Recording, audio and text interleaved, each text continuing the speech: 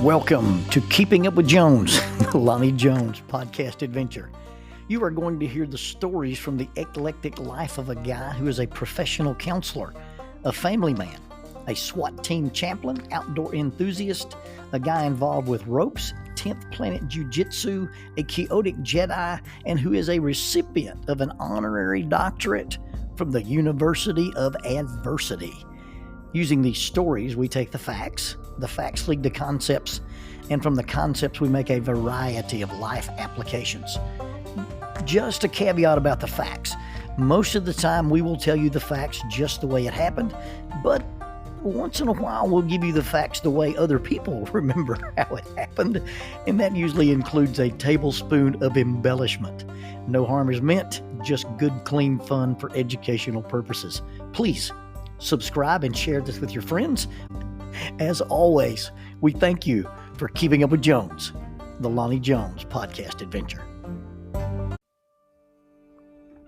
Faulkner University introduces the Master of Arts in Christian Counseling and Family Ministry.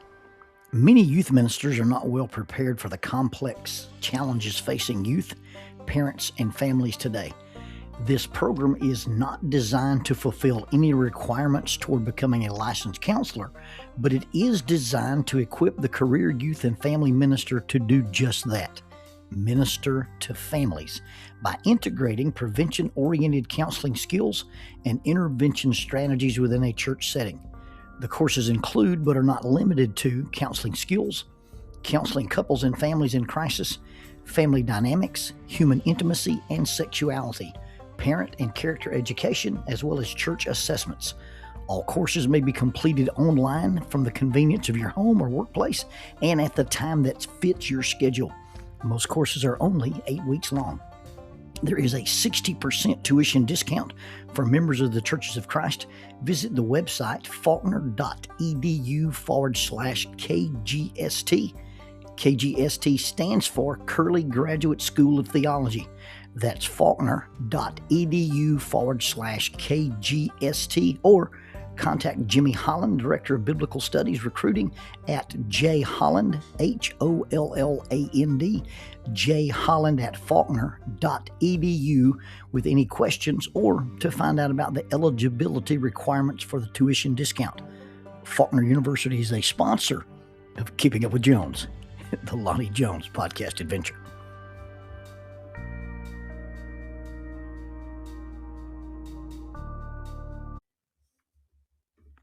The first little boat I ever owned was a V-hull aluminum boat. I got it from Pat and Nilda Bradford. They were our neighbors, and when her dad passed away, they weren't outdoor people, they weren't fishermen, and this little boat had sat unused for a number of years while her dad was convalescing, and they gave me this little boat. I'm always super careful when someone gives me something, if I modify it or change it or trade it. And so I carefully asked for permission and said, look, I don't have the seamanship and I don't have the mechanical knowledge to resurrect this little outboard motor. And if I do get it resurrected, I'm not confident enough with my skills on the water to work it. So I'd like to trade it for something that I could use. And they were very gracious. They said, it's your boat. You do anything you want to with it.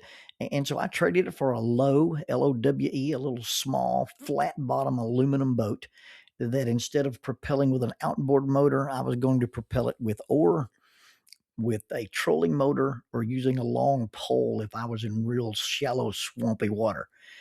I fished from that little boat in what we call the swamp. It's out near Meridianville that Marianne Smith owned. I don't know how many hours I've spent in that little boat over there. Jackie and I would take it out to the small pockets of lily pads out beside Highway 72 when I was recovering from my surgery. And I floated Estill Fort with Jim Goins. Other than those occasional little fishing trips like that, I've exclusively used this little boat for frog hunting. I took that little shiny silver boat and I carefully added 3 different paint colors to it. I laid an underlayer of light brown and then did some green and did some black, and I camouflaged it and I dubbed it Frog Sniper 1. I don't know how many hours I've spent floating in that little boat and how many frogs I've killed from it for years. Eventually, it would become a little difficult to move the boat. not as strong as I used to be. And I would begin to see those neat little fishing kayaks. And I decided I needed one, quote unquote, needed one. The one I got is a Catch Mode 110. And unlike the first kayaks, those small, unstable little things made by Dagger or Jackson or Piranha, and Piranha is spelled not the traditional way, but Pyranha. Uh, I can use one of those little kayaks. I actually practiced in one. I can do one half of an Eskimo roll in those kayaks, and you guess which half I can do. These new kayaks, they're what they call river kayaks. They're flatter and more stable version of a canoe. Now they're not as wide as this little aluminum boat, but they're not as tipsy as a traditional canoe. And I think they call them fishing kayaks or river kayaks.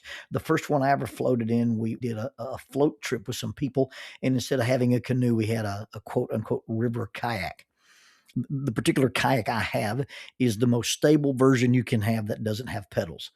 This kayak is a sit in, or you can fold the seat and sit on, and and you can stand up in it also. And yes, you can shoot a bow from it. And I got it so that I could stand up and shoot a bow and either shoot fish from it or also maybe try to hunt some frogs with it. I've been very, very pleased with its operation. I've been very, very pleased with its stability, and I've been very, very pleased with the ease of transport and its overall usability. The little boat, the original boat, Frog Sniper 1, is not retired. It was rehomed, and it lives on a peaceful pond in Dyer, Tennessee, and is helping my friend Chad Smith with his retirement. And the last time I fished out of Frog Sniper 1, I was with my good friend Chad Smith. The kayak I own is technically not a two-person vehicle, unlike Frog Sniper 1, where Jim Goins and I would fish in it, and Jerry Tanner and I have spent hours in it. Tim Oberson has fished a couple of times with me, and Derek Horst and I have been all over creation in that little boat. My adventures in my kayak are primarily solo. Right now, it does work well with the minions. I mean, it's a stable kayak, and I can put little people in it along with me. Jackie and I have never tried to get in it together, and Gunner and I have hunted frogs from it. In fact, I believe Gunner and I are the only two people who've ever been in this little kayak. When his Mimi in Georgia found out about our frog expedition, she was perplexed at our excursion. And they're real boat people. They have a lake house on Lake Oconee, and they have one of those slick bass type ski boats. They have a pontoon boat, and they even have a couple of jet skis. And they fish at night, and they catch white bass, and they go out to a rock, and they swing off of this rock, or they jump off this rock, and they're quite adventuresome. But they're not adventuresome in the redneck fur trapper swamp pirate creature from the Black Lagoon sense of the word. And so I get into the darker water, I get into the backwater, I get into the swampy water. And after one of our initial frog hunting trips with Gunner, Mimi Angela said, "So let me get this straight. You took that little boy out in a swamp in a kayak at night." To which I replied, "Yes, ma'am, that's when you hunt frogs." And she said, "Did he have one of those pokey things?" To which I replied, "No, ma'am, he had a rifle."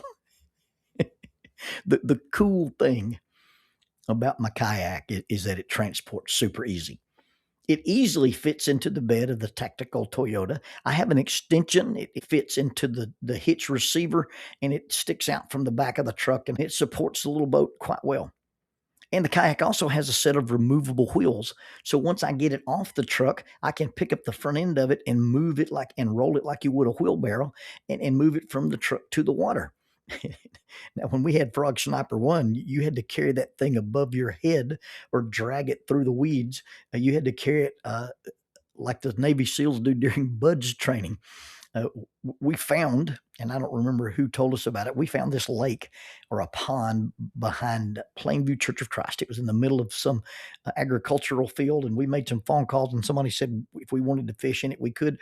And so Jim Goins and I carried this little boat above our heads, And we waded into this place behind Plainview Church of Christ. It was sealed in thick with tall sawgrass, and we walked through the water and the mud, and we carried this boat on top of our head in the middle of the hot summer, only to discover after we laid the boat down and got in it, there were dead vultures floating in the water. About a half an hour after floating and baking in this tepid, toxic pool, Jim looked at me and said, I remember why I used to drink when I fished. My little kayak is much easier to get into places like that now. In the water, the kayak is more maneuverable than my little boat ever was. It will handle a current better. It handles shallow water better, and is basically overall much more comfortable to sit in the custom-made seat, whether you're sitting in the seat or on the seat. It's much better than that bench platform that was in the other little boat. And then stability. Stability is really, really important to me because I'm not a strong swimmer and I'm not a tall person. So what you think of as deep water and what I think of as deep water might be different. And I almost always have a life vest on, and even when I'm not in very deep water. And I especially have a life vest on if I have one of the minions in the kayak. The whole thing about water displacement and floating sort of fascinates me. You get into this thing and it's made out of material, or it's built in such a way that it displaces water and you can glide on the surface of the water. If you read the biblical account of Noah's Ark and you read the old versions, it will say that the ark was 300 cubits by 50 cubits by 30 cubits. And even if you convert the cubits to feet, it had a 30 by 5 by 3 ratio.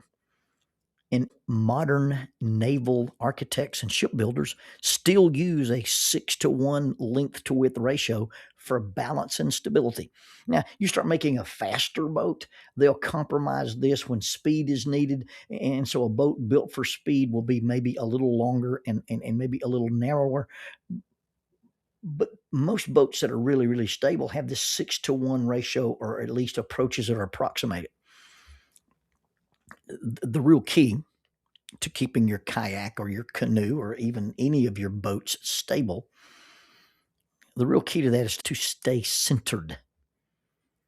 The length to width ratio makes it hard for you to get out of balance. You can stay centered in the boat, but in a small boat, in a swift water kayak or canoe, and really even in a flat bottom boat, an extreme position, making yourself go too far to the right or too far to the left, can upset your balance.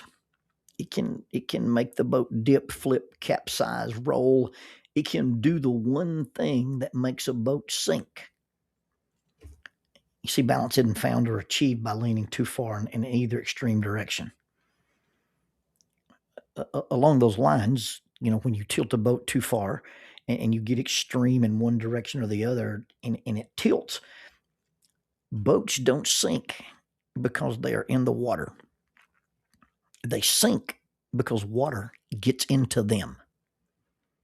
You see the boat, the kayak sits on top of the water, and my kayak has a design feature known as a scupper hole.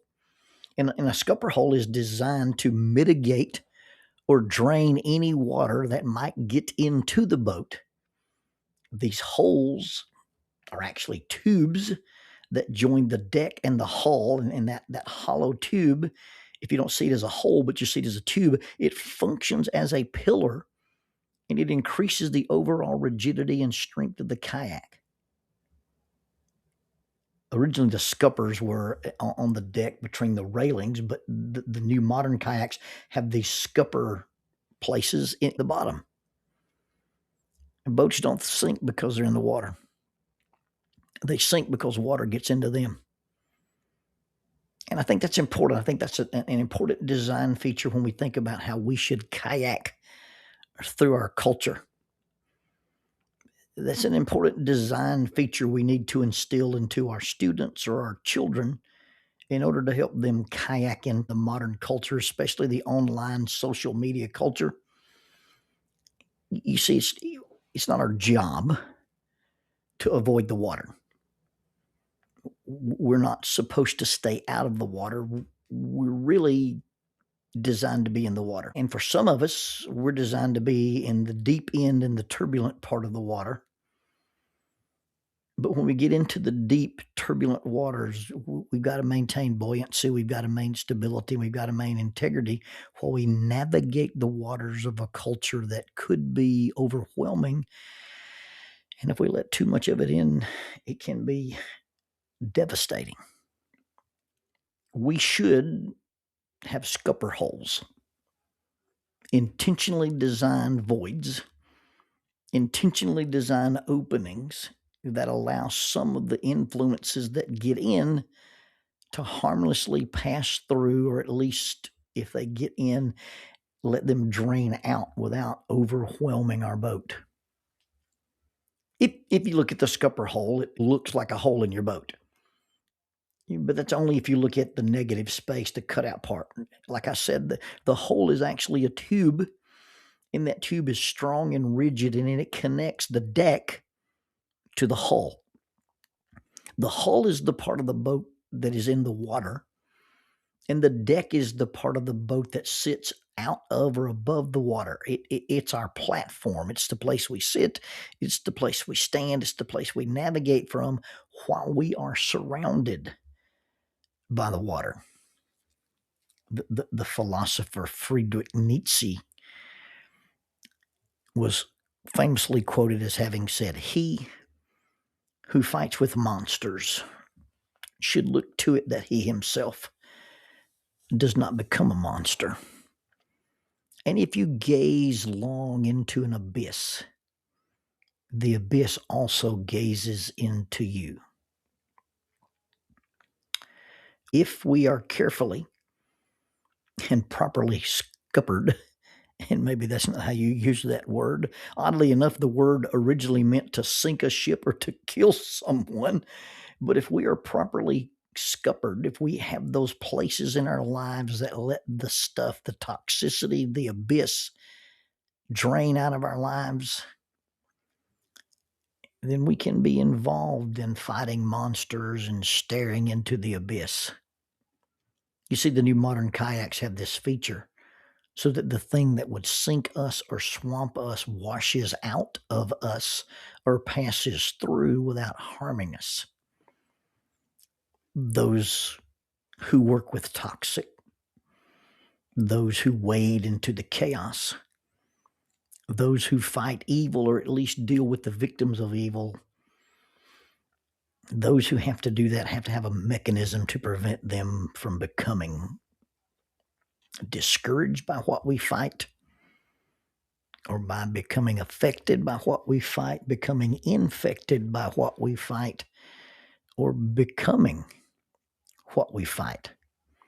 I really think that the more modern version of that, rather than talking about looking into the abyss and the abyss looking back, I think it's the concept where somebody said, you can be in the world, but not of the world.